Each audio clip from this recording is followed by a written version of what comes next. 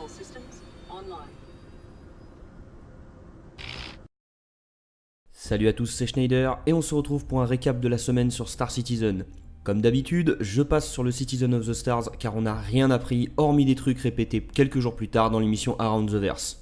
Le lore post de mardi a également été pratiquement inutile. C'était la retranscription d'une émission People où la présentatrice expliquait le déroulement d'une grosse prise de bec entre deux célébrités. Je vous passe les détails parce que c'était aussi inintéressant qu'un article de Voici. On a seulement appris que le monde océanique de Toil 3 possède des îles vivantes et que faire du surplace au-dessus d'une zone d'atterrissage est strictement interdit et vous condamne à vous faire arrêter par la police. Mercredi, c'est Spencer Johnson qui a présenté l'émission de Bugsmatcher avec la tenue la moins corporate du monde. Il nous avait déjà parlé lors d'un ATV de son travail sur l'interaction des joueurs avec les objets dans une boutique, et cette fois, il nous a parlé d'un bug à cause duquel les interactions étaient possibles avec les armes mais pas avec les vêtements.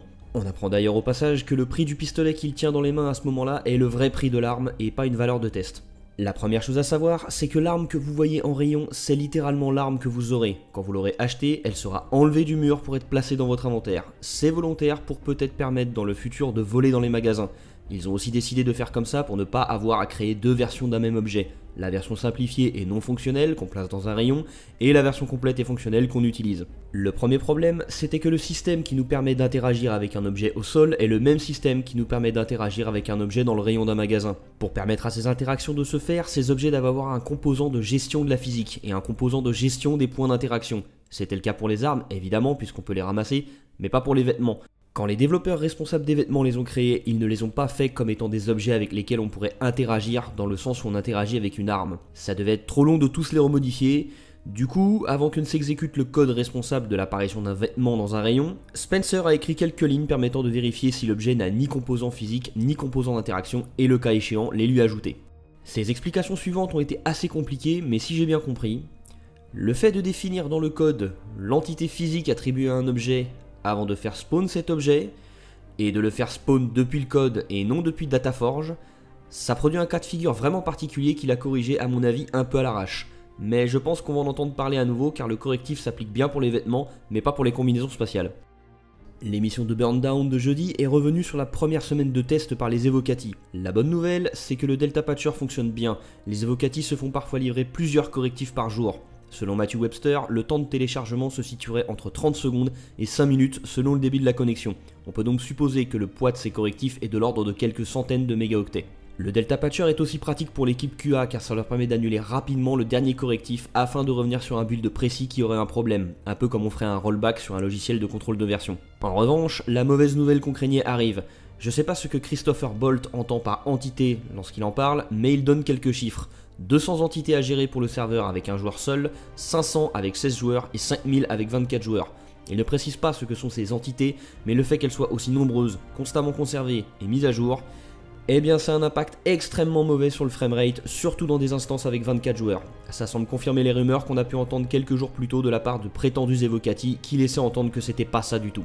Donc ça va être leur défi des prochaines semaines de devoir analyser chaque entité pour savoir ce qui peut être optimisé. Ils doivent continuer de réaliser des tests sur des instances à 24 joueurs, mais c'est visiblement pas aussi simple que ça en a l'air. Visiblement, les retours des Evocati sont difficiles à gérer et à filtrer car certains retours sont trop subjectifs ou réclament des choses qui sont déjà connues et en train de se faire. À mon avis, vu la réaction de Chris Roberts, ça a dû le gonfler. You know, like, well, this is missing, I need this. And we're like, yeah, no shit, we know it's missing. It's kind of like on our task list, we're working on it right now. Mais dans l'ensemble, ça les aide quand même pas mal, surtout pour tester la charge serveur, car ils sont passés de 70 testeurs internes à 800 joueurs Evocati. On le savait déjà, la prochaine étape pour les Evocati est l'arrivée des interactions en boutique, l'achat et la vente. On a déjà vu un bug à ce sujet pendant l'émission Bugsmatchers, mais ils en ont quelques autres. L'interaction était impossible quand le rayon avait une vitre, essayer une arme la faisait parfois apparaître comme tombant à travers le sol pour les autres joueurs, les modèles d'armes disparaissaient parfois pendant l'inspection, et parce que sinon c'est pas drôle, ces deux bugs n'apparaissaient pas systématiquement. La fonctionnalité présentée cette semaine est l'amélioration globale du feeling dans le cockpit.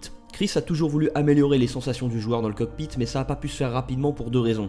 La première, c'est que les systèmes du jeu qui étaient nécessaires pour ça, comme l'item 2.0, n'étaient pas prêts. Et la deuxième raison, c'est que ça demande vraiment un travail de la part de beaucoup de gens qui n'étaient pas disponibles, notamment des animateurs 3D, des sound designers et des responsables des effets spéciaux. Alors autant pour le remaniement des tourelles, on sentait qu'il tâtonnait pour trouver des bonnes solutions, autant sur ce sujet-là, c'est pas les idées qui manquent pour rendre la vie dans le cockpit plus immersive et viscérale. Au niveau des effets relativement simples, on aura des décompressions, des fuites, des étincelles et des départs d'incendie. Ces effets seront placés à la main dans chaque cockpit pour s'assurer qu'ils soient cohérents avec l'endroit dont ils partent. Selon les dégâts que subit le vaisseau, ils vont modifier l'éclairage du cockpit pour vous avertir de la situation et vous prévenir s'il est temps de s'éjecter. Tous ces effets seront proportionnels à l'état dans lequel votre vaisseau se trouve et ils vont faire en sorte que ça ne soit pas trop handicapant pour piloter, à moins bien sûr que votre vaisseau soit à 2 doigts d'exploser. Votre personnage aura aussi des animations sur le haut de son corps en fonction des secousses que votre vaisseau subit. Ça n'a pas été simple à ajouter pour eux car c'est des animations dynamiques qui doivent s'exécuter par-dessus les animations sur les mains et les bras du personnage qui manipulent le joystick, les boutons et la manette de poussée des gaz. Il y aura aussi de nouvelles animations concernant les évanouissements et elles seront modifiées à la volée en fonction des forces G que vous avez subies, de la direction que vous aviez au moment de votre évanouissement ou de la secousse si votre vaisseau rentre en collision avec un objet. Pour ne pas avoir à refaire tous les cockpits, ils ont décidé de réaliser des modèles génériques de cockpits qui serviront de base pour plusieurs vaisseaux. Le premier modèle est nommé Otas CL et a été réalisé à partir de celui du Gladius. Il servira également de base pour le Gladiator, le Buccaneer, le Herald, le Cutlass, le Sabre et le Vanguard. Que des vaisseaux des constructeurs Drake et Aegis donc. La modification des cockpits a commencé par le Gladius car c'est apparemment le vaisseau qu'on utilisera le plus dans Squadron 42, mais ça on le savait déjà. Ils ont ajusté la position de la Gatling du Gladius pour qu'on puisse la voir s'articuler depuis le cockpit et voir les flammes que produit le canon lors des tirs. D'ailleurs dans cette séquence, on peut voir que le combat se déroule dans une atmosphère et du coup l'affichage tête haute du pilote affiche des lignes parallèles pour nous indiquer où est l'horizon. On le savait déjà, mais les forces G auront un impact sur l'endurance du personnage, ce qui modifiera son rythme cardiaque, l'augmentation de sa consommation d'oxygène et sa façon de respirer, ce qui s'entendra. D'ailleurs, sortir rapidement de son vaisseau après avoir pris trop de force G va se ressentir sur votre endurance et vous ne pourrez certainement pas courir juste après être descendu de votre vaisseau. L'autre gros défi sur le cockpit est de s'assurer qu'il affiche bien toutes les infos nécessaires au pilotage, tout en étant suffisamment lisible pour ne pas avoir à zoomer sur chaque écran, mais sans pour autant prendre trop de place. La bonne nouvelle, c'est qu'on pourra à nouveau repositionner certains éléments de l'interface dans la visière du casque. Ils veulent que lorsqu'un joueur puisse monter dans un cockpit, il puisse rapidement avoir une idée de ce qu'il peut faire en passant simplement son curseur sur les boutons. A plus long terme, ils veulent que les boutons s'animent en fonction des actions du joueur, aussi bien en mode interaction qu'en appuyant sur la touche du clavier correspondant à cette action. Ils vont devoir aussi s'assurer que tous ces boutons seront littéralement à portée de main, pour que notre personnage n'ait pas à bouger son corps ou sa tête en essayant d'atteindre certains boutons. Ce procédé de modèle de cockpit devrait leur permettre de traiter l'agencement du cockpit d'un vaisseau en quelques minutes plutôt que quelques heures ou quelques jours. En revanche, certains joueurs l'ont remarqué, mais ils n'ont pas vraiment parlé d'une amélioration globale au niveau des sons dans le cockpit lorsque le vaisseau prendra des tirs, ce que apparemment Elite Dangerous fait déjà à merveille. Si vous vous demandiez quelle solution CIG va mettre en place contre les cheaters, on a un début de réponse. Les Evocati ont fouillé dans les fichiers du patcher et il apparaît que le système utilisé sera le Easy Anti-Cheat. Je connaissais pas cet anti-cheat, mais il est apparemment utilisé sur les jeux Rust et Smite, et visiblement il a pas bonne réputation. Si on en croit ce qu'on lit par-ci par-là, il est inefficace, détecte des joueurs innocents comme cheaters, réduit les performances du jeu, et est facilement contournable. J'espère que c'est qu'une solution temporaire et que CIG va développer sa propre solution maison. On a pu voir pendant la semaine que le pipeline de production des vaisseaux de CIG a l'air de bien fonctionner pour les véhicules puisque le Cyclone est déjà en cours de test sur les planètes. Et on a pu voir quelques images de l'équipe QA en train de tester la rotation des planètes. Enfin, la newsletter de la semaine est tombée dans la nuit de vendredi à samedi et ça valait le coup de lire tout ça en se réveillant. D'abord, beaucoup d'infos sur la CitizenCon qui aura lieu le 27 octobre. 6 présentations auront lieu durant l'après-midi. À 15h, une présentation expliquera, je cite, ce qu'est la notion de citoyen dans l'univers de Star Citizen et en quoi étendre et protéger les frontières de l'humanité la rend meilleure. De 15h30 à 20h30, 5 présentations auront lieu traitant de physiologie du mouvement, de linguistique alien, de la colonisation de planètes à des fins privées, une présentation du PDG de Consolidated Outlands et la présentation d'un vaisseau surprise teasé depuis un moment comme étant révolutionnaire. À 20h aura lieu la présentation principale dont le mot d'ordre est Exploring New Worlds et ça parlera de nouvelles villes, de nouveaux systèmes planétaires et de batailles à la surface des planètes.